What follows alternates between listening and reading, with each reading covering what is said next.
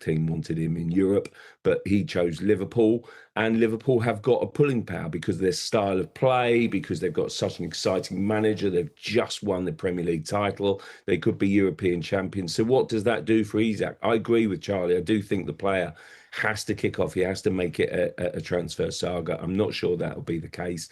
And I think, Newcastle have got to dig their heels in to show a level of ambition and show that they are determined to stay at the top and keep building, because honestly, Newcastle without Isak are a very, very different team.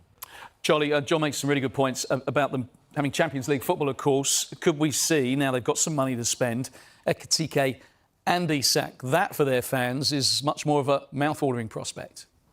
Yeah, absolutely. And Ekitike, as John said, he's a different type of player. He can play on his own, but he can play in the front too. Like a lot of strikers now, he's versatile. But Newcastle do need another striker.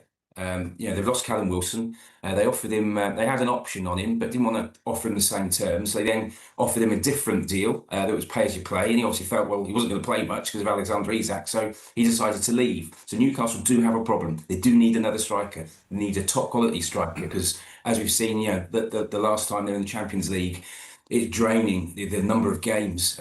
We've seen that. Obviously, Aston Villa, these teams that get into the Champions League more now than ever, of course, with the extra 8 games. You need a bigger squad. Newcastle need another. They've bought well, but they need ideally another 2 or 3 players if they are going to challenge. And Thomas Tuchel said a few weeks ago, he considers Newcastle as a team that could challenge Arsenal and Manchester City, and of course Liverpool, maybe Chelsea as well. So still every reason to be exciting at Newcastle, but there'll be some worried fans tonight, that's for sure. Yeah, John, just going back to Liverpool, obviously they're going to have, if they're going to get Isak, they're going to have to put something silly on the table. Where does Luis Diaz fit into this? Well, this is it, isn't it, really? Because we talk about a huge fee. Can they really get to 120 million? It feels like I've read a lot of stories sort of kind of in the last 12 months written by Northeast correspondents, frankly, putting a price on Isak's head. So they're kind of, the guys have sort of been writing it and saying they're definitely not for sale. But if they do, they'll have to top 150 million pounds. I've never known a player being quite so auctioned on the back pages over last year. But I'm only kidding. But I just feel as if that if Liverpool have already done some shrewd business, they were very quiet in the last window, and yet they got it absolutely spot on.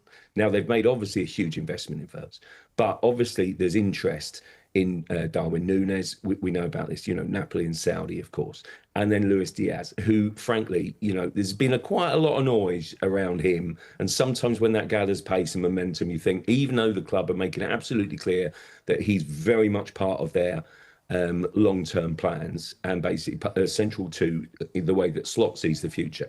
Bayern Munich have come calling with a £56 million bid. If they come back with more money and you're putting that suddenly together with Núñez, and Liverpool have got some shrewd transfer operators now in the building, and basically all of a sudden you're putting those two together and you're suddenly cashing in to get yourself Alexander Isak, arguably the hottest property in the